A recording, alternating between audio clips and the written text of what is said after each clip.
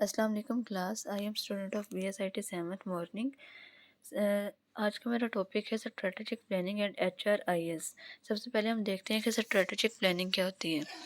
Strategic planning हमारी वो planning होती है जिसमें हम अपने ऑर्गेनाइजेशन के जो हमारे लीडर होते हैं, HR मैनेजर होते हैं, वो हमारी ऑर्गेनाइजेशन के लिए हम जो गोल और ऑब्जेक्टिव अचीव करना चाहते हैं उसके लिए वो हमें एक रोड मैप दे देते हैं कि हमें इन इन स्टेप से इन सीक्वेंस से गुजर के हमारा ये जो गोल है या ऑब्जेक्टिव है हमें अचीव करना पड़ेगा।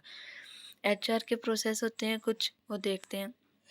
Determine the organisational goal, scan the organisational environment, set strategic goal और फॉर्मुलेट अ स्ट्रेटेजिक प्लान। पहले हम देख लेते हैं कि डिटरमाइन द ऑर्गेनाइजेशनल मिशन।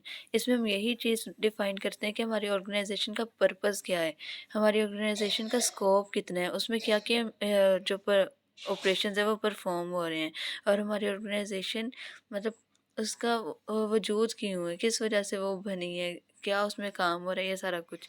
और स्कैन द ऑर्गेनाइजेशनल इन्वायरमेंट, इसमें हम क्या करते हैं कि अपनी ऑर्गेनाइजेशन के इन्वायरमेंट को देखते हैं कि हमारी ऑर्गेनाइजेशन छोटी है या बड़ी है, उसमें क्या क्या काम हो रहा है, क्या क्या वीकनेस है। हम इसमें वीकनेस जो हैं उनको उनको देखते हैं कि हमारी ऑर्गेनाइजेशन के वीक पॉइंट कौन से हैं और उन पे वर्क करते हैं उनको ओवरकम करने के लिए। उसके बाद आ जाता है सेट स्ट्रेटजिक गोल। इसमें हम क्या करते हैं कि अपनी ऑर्गेनाइजेशन के जो मिशन सॉरी हमारे ऑर्गेनाइजेशन के मिशन को अचीव करने के लिए जो हमारे टास्क होते हैं उसमें देखते हैं कि कौन सा टास्क ज़्यादा टाइम लेगा और कौन सा टास्क कम टाइम लेगा। उनको अलग-अलग करते हैं और देन उनको सॉल्व करते हैं। जब उनका रिज़ल्ट आता है तो उनको कंबाइन कर देते हैं। अब आगे आता है फॉर्मुलेट अ स्ट्रेटेजिक प्लान। इसमें क्या होता है कि हम course of action is design to meet strategic goal, कि हम एक जो हमने स्ट्रेटेजिक प्लान बनाया होता है उसको हम यहाँ पे एग्जीक्यूट करते हैं और देखते हैं कि हमारा रिजल्ट क्या आता है। उसके बाद हमारे पास आ जाता है strategic planning and strategic trends.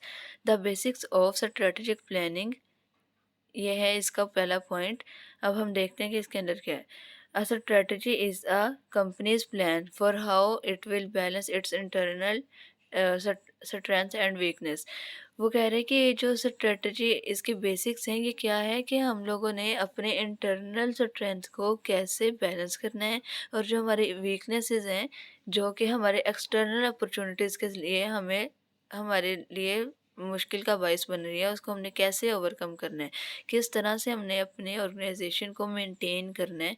ये हमें इसमें बेसिक ऑफ स्ट्रेटेजिक प्लानिंग में हम डिफाइन करते हैं।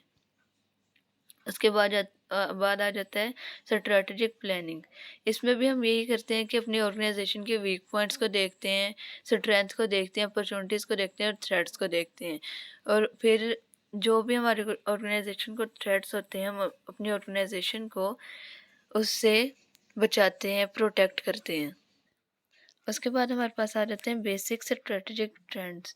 इसमें सबसे पहले आता है ग्लोबलाइजेशन। इसमें हमने क्या करना होता है कि अपनी ऑर्गेनाइजेशन की मार्केटिंग करनी होती है। अब सारा काम हम लोगों ने कर लिया, प्रोजेक्ट बन गया है, अब हमने उसको बेचना है, मार्केट में उसको लेके जाना है, मार्केटिंग करनी है थ्रू सोशल मीडिया एड्स। और क्या करना है, उसकी सेल्स को, ओनरशिप्स को बढ़ाना है, मार्केट में उसकी कोई वैल्यू बनानी है।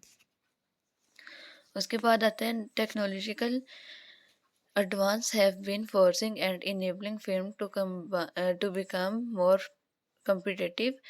The nature of work is changing due to new technological demands.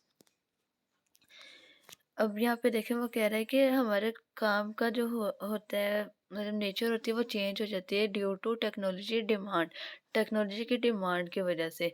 अब नई से नई टेक्नोलॉजी आ रही है और हमें वो ही यूज़ करके काम करना चाहिए, न्यू टेक्नोलॉजी। तो ऐसे जैसे जैसे न्यू टेक्नोलॉजी आती जाती है हमारे काम की जो जो नेचर है वो चेंज होती जाती है। इसी तरह वो कहता है कि the force of demographics are changing as well, कि वर्क फोर्स ऑफ डेमोग्राफी भी हमारी चेंज होती है। वो कैसे होती है कि हमें अपनी ऑर्गेनाइजेशन में औरतें भी हायर करनी पड़ती हैं। पहले ज़माने में जो काम होता था औरतें काम नहीं करती थी, लेकिन अब औरतें भी काम करती हैं। और अब माइनॉरिटी जो मतलब नॉन मुस्लिम होते हैं उनको भी काम पे रखना पड़ता है, और उसके अलावा जो हमारे वर्कर्स होते हैं, ओल्ड वर्कर्स, वो भी काम कर रहे होते हैं, उनको भी काम पे रखना होता है हमें। और भी टेक्नोलॉजी चेंज करने के साथ साथ हमें अपने एम्प्लॉयज़ भी अपडेट करने चाहिए, नए से नए एम्प्लॉयज़ जो हैं वो हायर करने चाहिए।